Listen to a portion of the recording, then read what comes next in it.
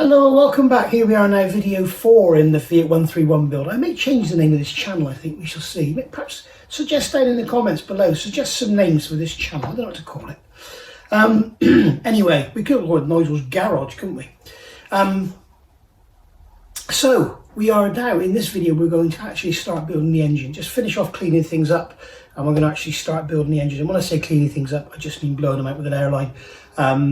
I won't film any of that because of the noise, but basically all we do is every single orifice, hole, water jacket, everything, top and bottom of the block needs to be blown out. Make sure everything is completely free of any debris, any corrosion, you know, because the threads have all been cleaned out with a brush. All the oilways have been cleaned out with paraffin and a brush. And we just need to make sure there's no sort of, nylon bristles or wire bristles, even worse. And any debris in the holes, just make sure they're all nice and clean. If you don't have an airline, I suggest you go and buy yourself a really cheap compressor or something. They are very cheap these days. You can get a tiny little 7-litre one, which will be absolutely fine. And if you are into modelling, you can use that for your airbrush as well. In fact, if you are into modelling, perhaps go and get your airbrush compressor down and turn it right up to 50 or whatever it go up to, and use that to blow it out. Anything will do, just to, because you can't get in around nooks and crannies and little corners and everything. And especially, as I said before, when it comes to the crankshaft and blowing up through the com rods and that, you really need an air blast to get up in there and make sure they're all clear. There are oil drillings generally in the middle of a com rod, or they're in the side and they spray. And basically they're very small and they can easily get blocked up, and if they do get blocked up, you will run the risk of destroying a bore because the bore won't be lubricated. So there we go. So I'm going to get this block cleaned out. You can see it's here, and then we'll make a start on actually fitting the crankshaft and the main bearings. Now, if you remember in the last video, I said I would show you doing plastigauge with the main bearings. I've already done it and I should have filmed it and I didn't. There's no need for me to do that with here because I haven't done the big ends yet, and it's exactly the same process. So what I'm going to do, we'll leave it till we do the big ends and we'll show you the plastigauge then. Okay. We have a problem, guys. This is the spigot bearing in the back of the crank. I've cleaned all the block, all down brake cleaner, all blown out, all ready to go.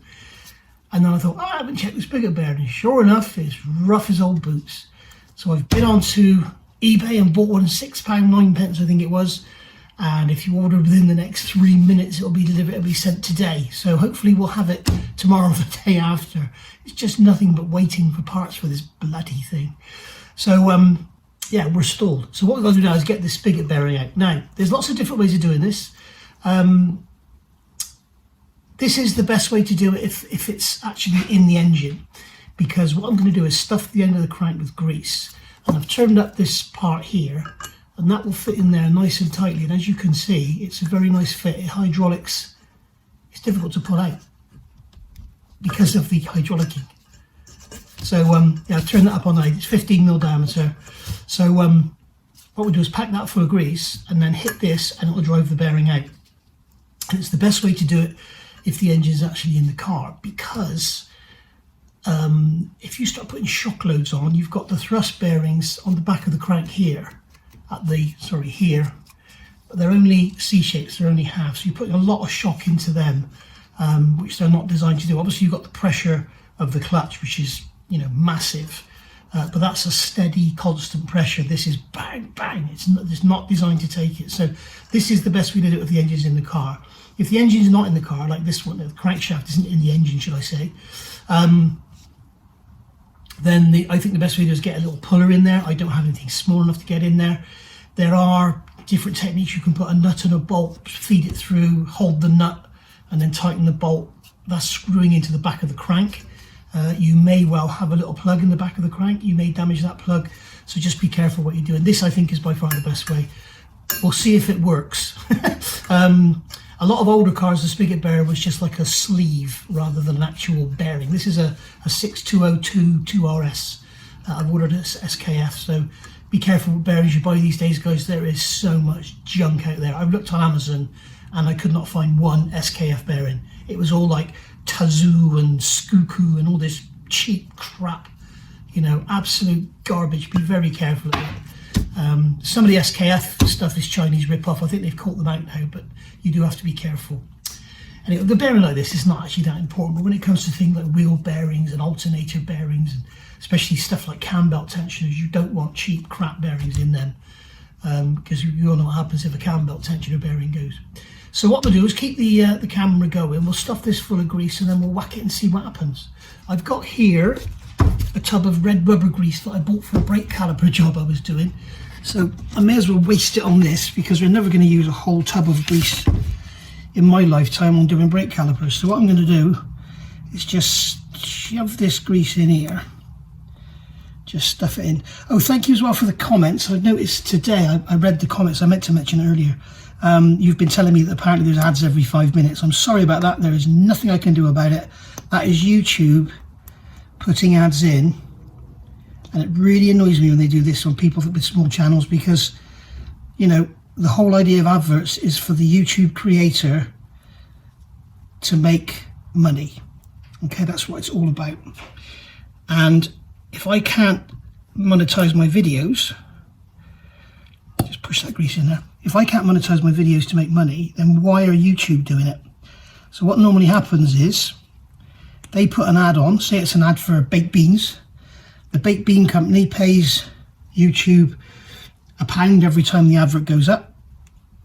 Every time it's shown on my channel, YouTube keep 80 pence or whatever and give me 20. I'm not saying that is the actual ratio, but it's something like that. It's not massive. And it's not, people think, you know, we, as YouTubers are millionaires, we make like pennies. I can't think of one now, but there's examples of videos having like 10,000 hits. And it's made about, you know, £7, say. It's not a lot of money. So don't ever think, I mean, some of these really successful people with millions of followers, they make a decent amount of money, don't get me wrong. It's starting to pack out now. Oh, that doesn't want to come out of there. Blimey. Right, I think we'll get one more finger full in there. And hopefully that'll be enough.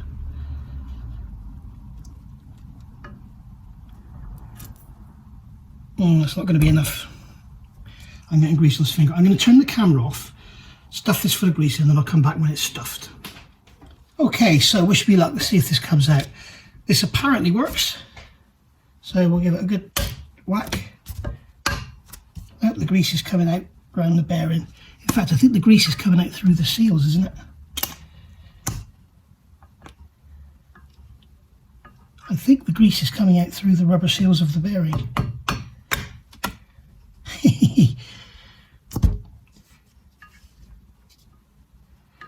Is this going to work, or isn't it? Am I going to have to use the bolt and nut method? I really don't want to do that. Yeah, I think I need more grease in there. I'll be back in a minute. Okay, this has failed miserably. You can see what's happened. The force of the grease has popped the seal off of the bearing rather than push the bearing out.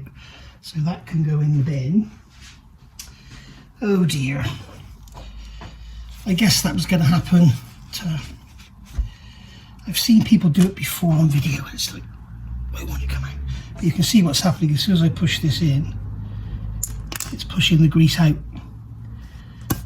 which means it's pushing the grease past. So maybe the inner seal's gone. Maybe that's why the bearing's rough. So we'll have to use a different method. So I've got a dirty old filthy stinking rag here, which I'm going to use. Clean that up. And then I'll get myself set up and we'll try another method. Okay, so what I've got here is an Allen bolt.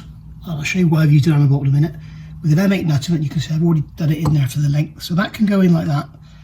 And the nut's going to come back against the bearing. So I'm going to put this in here. And you'll see now why I've used an Allen bolt rather than a bolt. Or not a conventional, you know, bolt. I've got to get the screwdriver to sit on the flat of the nut once it's gone in. Here we go, that's on the flat. So if I now tighten this bolt and I hold that nut flat, it should start to pull the bearing out.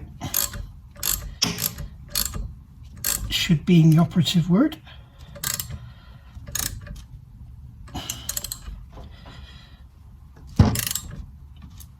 Nope, it's not going to go, I don't think.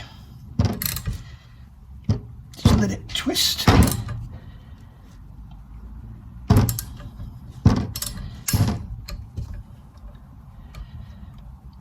Now I can't get the ratchet around.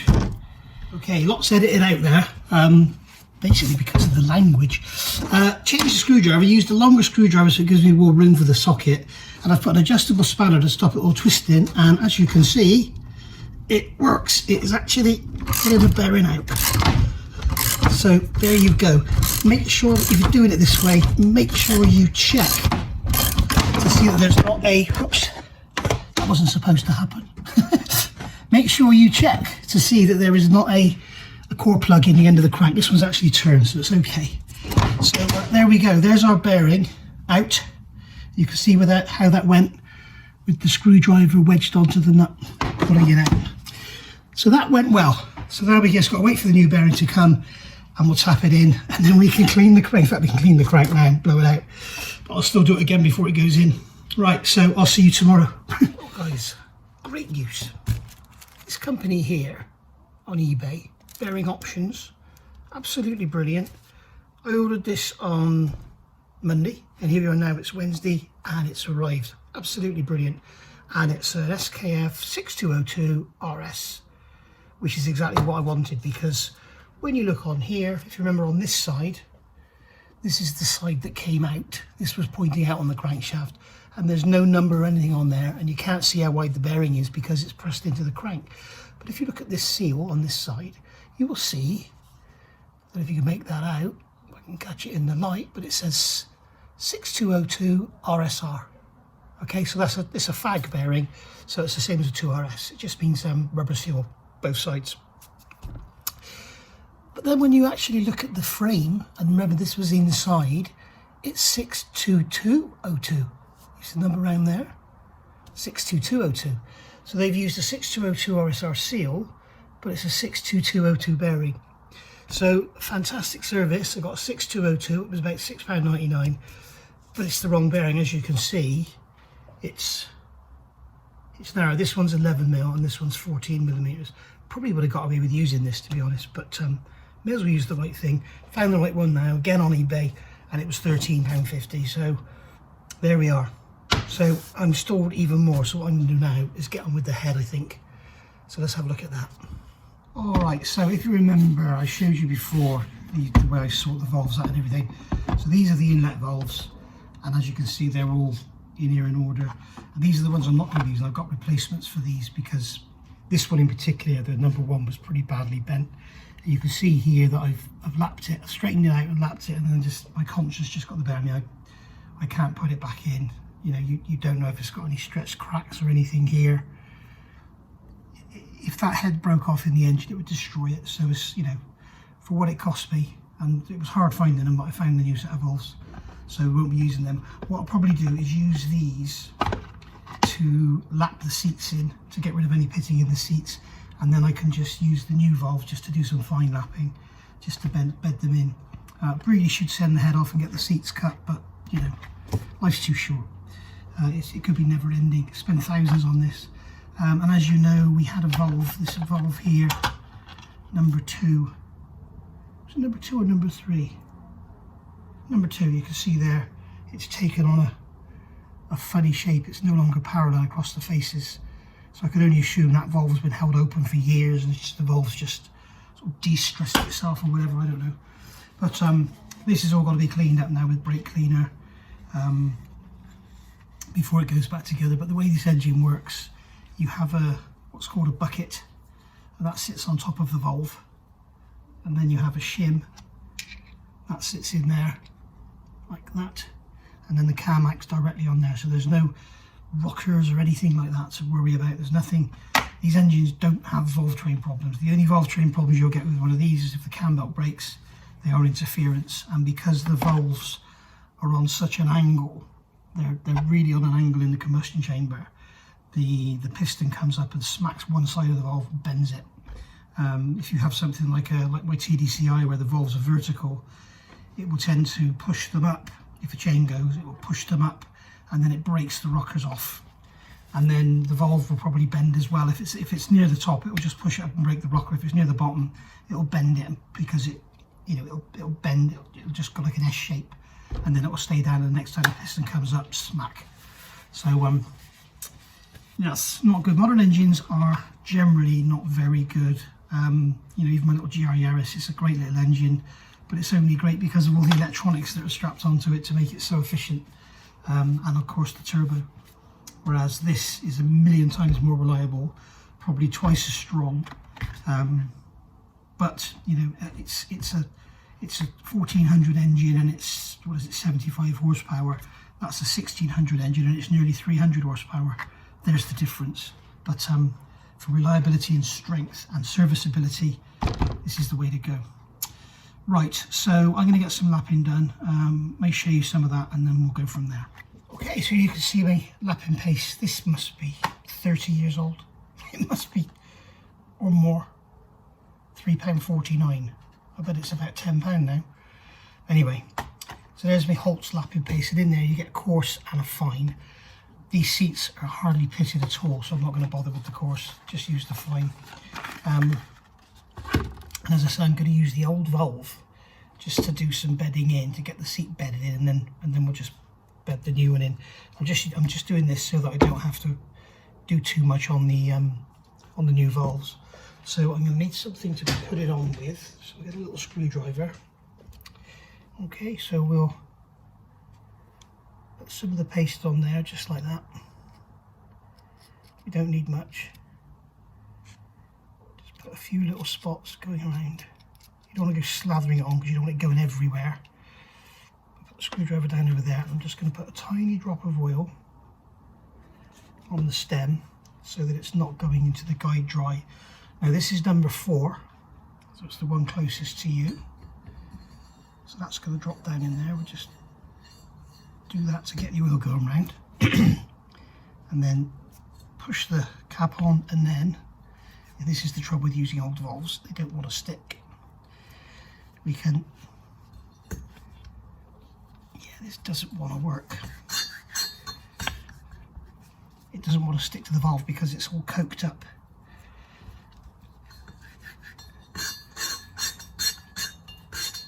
What I'm doing here is rolling it around and then stopping. So I'm sort of stopping it with one point at sort of 9 o'clock, and then it'll go round. I'll stop it at 12 o'clock, and then 3 o'clock, and then 6 o'clock.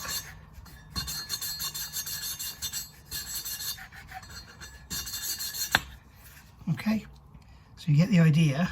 You've probably all seen this before. And then I'm just looking to see, bring this out, make sure we don't get any paste on the stem, because you don't want that paste going down onto the stem, it'll ruin the guide. So I'm looking on here, and I can see, my rag, I can see on here we've got pretty consistent contact all the way around, although I know this valve is bent, so it shouldn't have very good consistency, but it will have a level of consistency. And then I'm going to look at the seat, and that's what I mean. I'm not interested in the valve because I'm replacing it, but I'm looking at the seat, and I'm going to grab the camera, and you can see on there, where are we? You can see on here, where are we? I can turn the camera off a minute. Hang on, right way around now. So you can see on there, that seat, it has, in fact I can't see any marks in it at all. There's a little bit there. There's a little bit of darkness there. I've got the camera on the bloody tripod still. So I'm just going to go around it a little bit once more, and then see how it looks. So I'm just going to do that again, and then I'll be back. There we go. You can see we've still got a very, very slight dark patch there. But that is, it's going to, when we actually lap the proper valves in, we'll get rid of that then. So that is absolutely nothing. You can see, I mean, the seats, this one here is completely undone. I haven't lapped this one at all. You can see the seats are in remarkably good condition. These two have been lapped. I wanted to see how bent the valves were, so I've lapped these. A good indication your valves are bent if you don't have a lathe or something to spin them up in and clock them. If you look at this valve, you can see that when we've lapped it on this side here, so we'll call this 12 o'clock, we can see that it's got a pretty good contact area. Okay, if we go round to 6 o'clock, it hasn't touched at all. Okay, so that's your indication that your valve is bent. If you get that on the seat, that's an indication that the valve guide is not in concentric with the valve seat. But if you get it on the valve, it means your valve is bent. So there we go, they're scrap. Now this one here, this is number 1, and this is the one that was badly bent, and I straightened it. You can see I got it on the lathe with a clock and got it pretty good. You can see it's got a little bit of pitting there, and it's pretty much consistent there. So, you know, but I'm not chancing it. So that's number 1. So I'm going to go on now, and I'm going to lap these in, and then we'll cut the exhausts. Okay, we're back. This is actually the next day now. So I've gone through and I've done all of the lapping using the old inlet valves, and I've done all of the lapping with the exhaust valves, and I'll show you all that in a minute. So now I'm lucky to have these brand new valves, and these actually came from Italy, and they're in their Fiat Lancia packaging. So there we go. And yeah, absolutely really lucky. Really difficult to find them for this engine, because for a 1300 they're massive, these valves, 37.5mm, which is huge for a little engine like this. So right, I've got number 1 here. I've already lapped this one. I'm just going to give it a very quick, this is the fine paste, just going to give it a very quick lapping in. What I've done there is left carb cleaner on it, so I've actually give these a degrease just in case, and a little drop of oil. I haven't taken the lid off yet. Oh, Mr. Unprepared. I haven't even got the valve grinding tool out. It's in the drawer below me. So a little drop of oil on there, and then we'll drop the valve into there. There we go, number 1. Get the valve lapping tool out, which is here, and because these valves are new and shiny, this will stick on there lovely.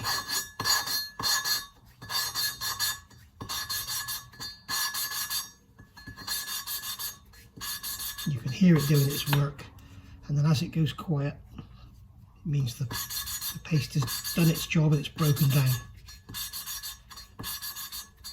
The reason I keep doing this, if you just keep going like that, what happens is you just push all the paste out the sides.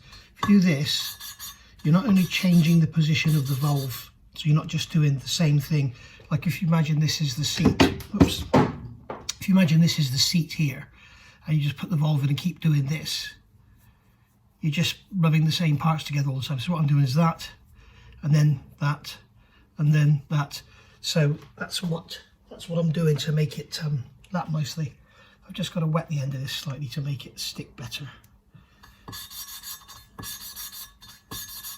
And the reason I pull it out is because when you pull it out, it makes the paste sort of string away like something sticky would. It strings away and it sort of recoats itself onto the seat.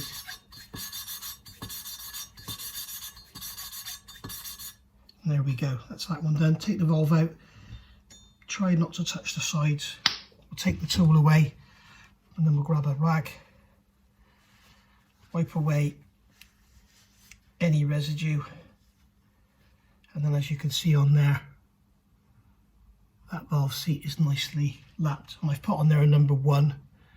I've done that previously. Okay, and then I'm just going to wipe off the seat as good as I can, just like that. So that's it. Now this number 1 seat had 2 nicks in it, not nicks, they're areas of corrosion, and I can still see a witness of them there, but what I've done is used the course, and I've managed to get it there. What I should have done is sent it away and had the seat cut, but to do that would probably take weeks and cost a lot of money. So I was able to get a good enough seat. If this was a performance engine, you know, like if this was out of my Yaris or something, or if it was a highly strung engine like in my Yaris, I would be concerned. But with this sort of relatively low compression, unstressed, you know, it's not an everyday, it doesn't even have to work every day. This engine will never go in an everyday driver. This engine will never be used for long journeys. It's not going to be thrashed. You know, if I was, I'd be having new seats cut and new angles anyway, and different valves and everything. So, you know, this is a basic bog standard build for a basic bog standard car, basically. I only want to use it for a few weeks. It's crazy, isn't it? But at least at the end of it, I'll have a nice engine that I can either keep or sell on. And then there'll be video footage of it being rebuilt for the person that buys it, which is cool. So, a clean rag. Just wipe this off, make sure there's no residual brake cleaner on it like I did the other one. Okay, we're going to put some lapping paste on here. So again, this is the fine. Let's just put a few dollops on there. If anything, that's a little bit too much, but never mind. And then a drop of oil on there, and then I'm going to drop it in. I've previously gone over with a brush and brushed through the valve guides to make sure there's no residue in there. So I'm just going to wet my thumb, put that on there. There we go.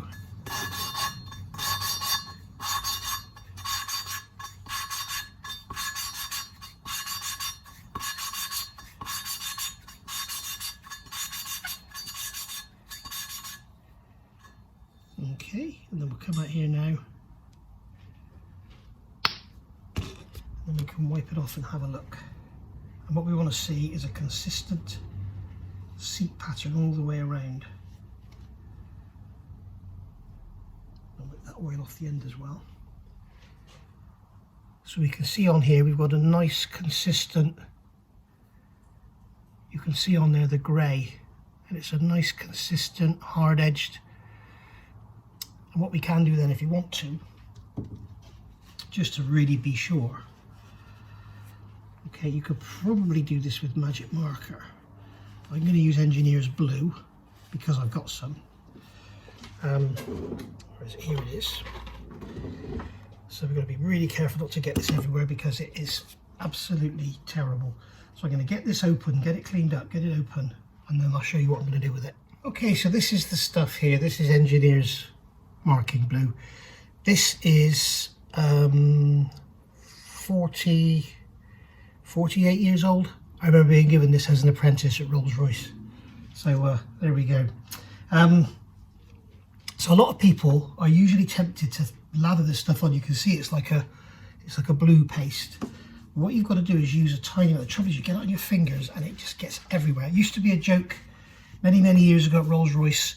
At Christmas time, the youngest person there, they would have certain parts of their bodies painted with this stuff, and it's very difficult to remove. So I'm just taking a tiny drop of it, okay, I'm going to put it on this valve, and that's all we need is a tiny little smear, because as I say, it goes everywhere. So we can rub that around like that. So I can actually use my finger to put it on and then just give my hands a good scrub after. That's all you need. You don't need, the whole point of it is you can put it on really thin like this. So that's really thin. You can see there's hardly anything on there. Okay. Now what I'm going to do is drop that into the guide. And then with the lapping, I'm going to clean my finger off before it gets a chance to soak in. And then I'm going to put the guide on there and then just turn it, and then what we should see is on here the marking blue has all been evenly removed, and you should see, I'll turn the camera off so I can switch it around to normal. Okay, and what you can see on there is a nice even layer of the blue over the seat. Now if anything, it's not quite touching at the bottom end, and that will be because when they make these engines new, they generally have a slight interference, like the valve will be 46 degrees and the seat will be 45 or 45 and a half, so you get like a half a degree interference and it makes it bite harder. Of course, as the old valves have worn in, they will have taken on the shape. So because I've lapped them with the old valves, we've got the 45 degree and the new valve is a 46. Now if we look at the valve, you can probably see, get the focus, that there is slightly more blue around the upper side, you see it there, than the lower side. And that's good, that's given us that pinch. So I'll do that on all the valves, and then we'll see how it looks after we've finished. But it's just a good way of checking that you may think you've lapped the valve, but all you've done is actually just touch the edge. So let's get that. So that's all 4 of the inlet valves done. As you can see, we've got the lovely blue pattern and we've got the lovely blue pattern on the seat. Now what I've done here, I've got the exhaust valves in, okay, and I've got them all blued up, ready to do. So what we're going to do is put the suction cup on there, a couple of turns, and then we'll pop it out and have a look. And we can see that we've got a nice even blue pattern on that one. So that's number 1.